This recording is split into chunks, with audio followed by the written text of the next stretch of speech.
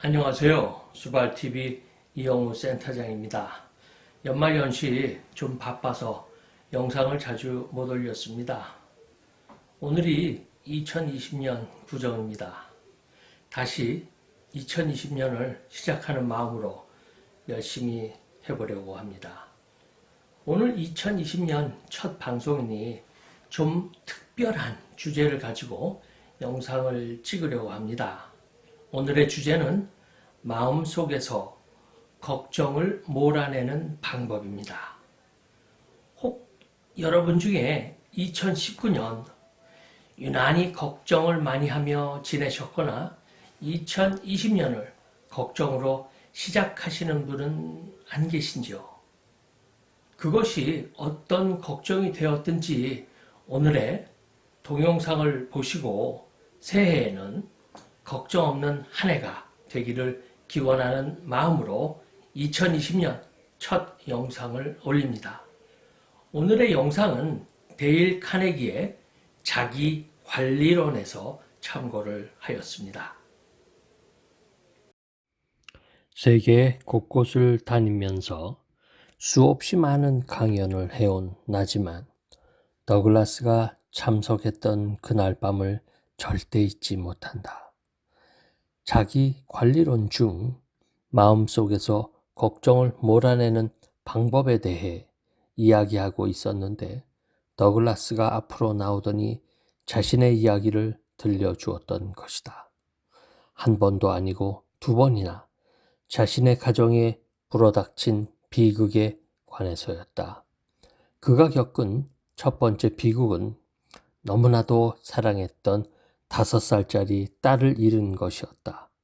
하늘이 무너지는 것만 같았고 왜 자신에게 이런 고통이 찾아왔는지 몸서리치는 날들이 계속되었다.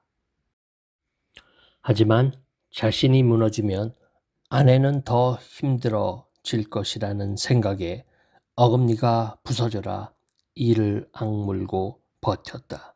그리고 나서 1년 뒤 하늘은 또 하나의 생명을 선물해 주었다. 그런데 기쁨도 잠시. 아이는 태어난 지 5일 만에 하늘나라로 가고야 말았다. 한 명도 아니고 두 딸의 잇따른 죽음은 더글라스로서는 도저히 견디기 힘든 고통이었다.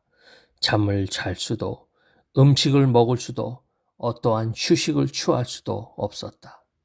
신경은 극도로 불안했고 자신감도 사라졌다. 신이 원망스러웠다.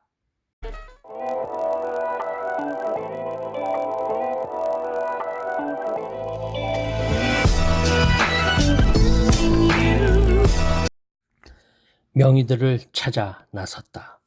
그들의 권유대로 처방된 약을 먹었고 여행을 떠나 보기로 했다. 별 효과는 없었다. 그러던 어느 날 친척들이 그를 찾아왔다. 그 중에는 4살 난 조카가 있었다. 멍하니 슬픔에 잠겨있던 그에게 조카가 말했다.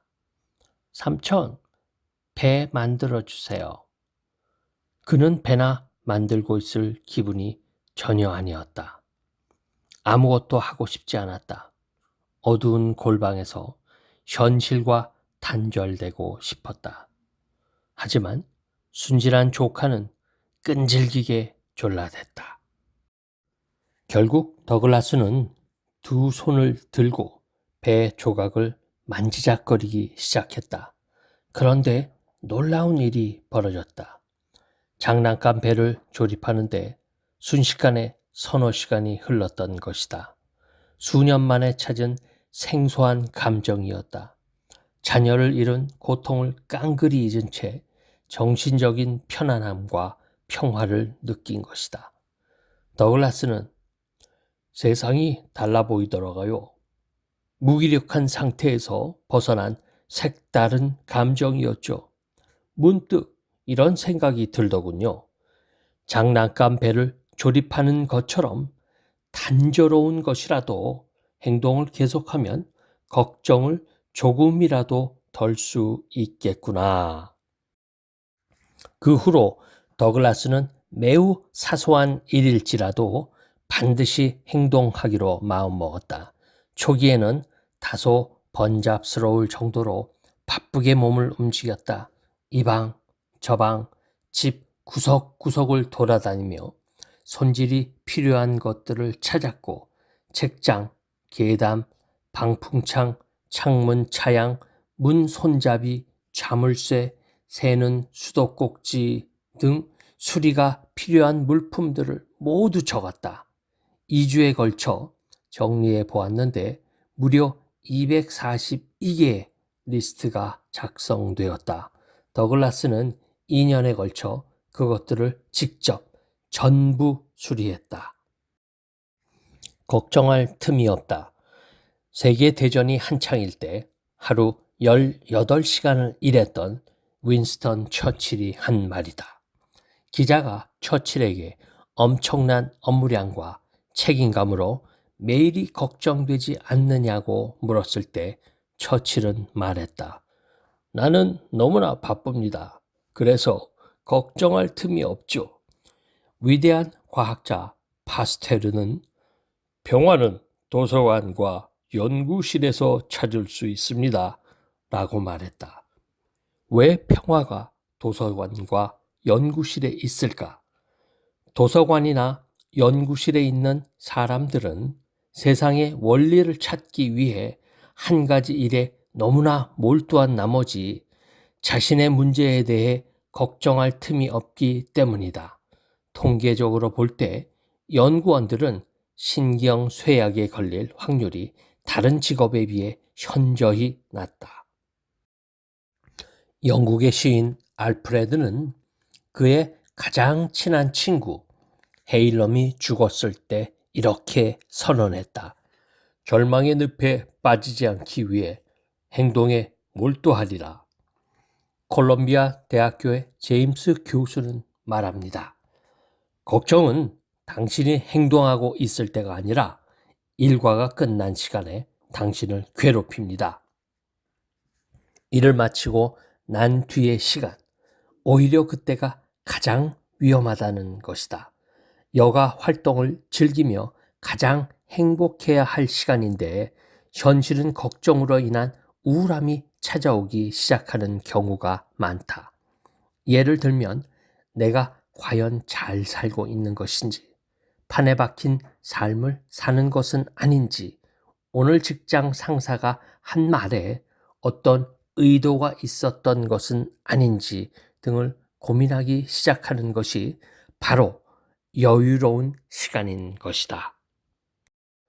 머릿속이 온갖 생각들로 어지러워지면 각종 터무니없는 가능성들로 연결되고 작은 실수인데 훨씬 크게 느껴진다. 사물의 이치를 탐구하는 물리학에 이런 말이 있다. 자연은 진공 상태를 싫어한다.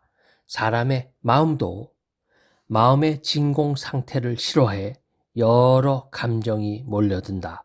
걱정, 두려움, 증오, 질투, 시기 따위다. 그러면 어떻게 해야 걱정으로부터 진정 자유로워질 수 있을까? 앞서 더글라스의 이야기에서 힌트가 있었는데 바로 어떤 행위에 완전히 몰입하는 것이다. 큰 비극의 사건일수록 더 구체적으로 작은 일에 몰두하라. 하버드 대학 임상의학 교수인 캐버트 박사는 말한다. 의사로서 저는 과도한 의심, 주저, 동요, 두려움으로 인해 정신적 마비 증세를 겪는 많은 사람을 보아왔습니다.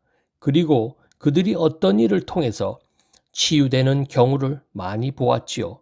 그들은 행동을 수반한 일을 통해 용기를 얻게 되었습니다. 이는 한 환자의 고백이다. 너무 힘들 때 백화점에서 판매 사원으로 일했습니다. 손님들은 제 주위에 벌떼처럼 몰려들어 가격, 사이즈, 색상 등을 물어봤죠. 당장 해야 할 것 말고는 어떤 것도 생각할 겨를이 없더라고요. 일을 마치고 밤이 되면 아픈 다리를 풀어주는 것 말고는 다른 걸 떠올릴 수 없었습니다. 저녁을 먹자마자 침대에 누워 정신없이 잠들기를 몇 달을 보내자 줄곧 저를 쫓아다니던 걱정들이 저도 모르게 모두 사라져 있었습니다.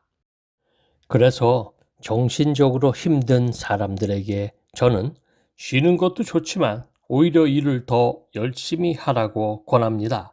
이를 통해 바쁜 상태를 유지하라고 말이지요.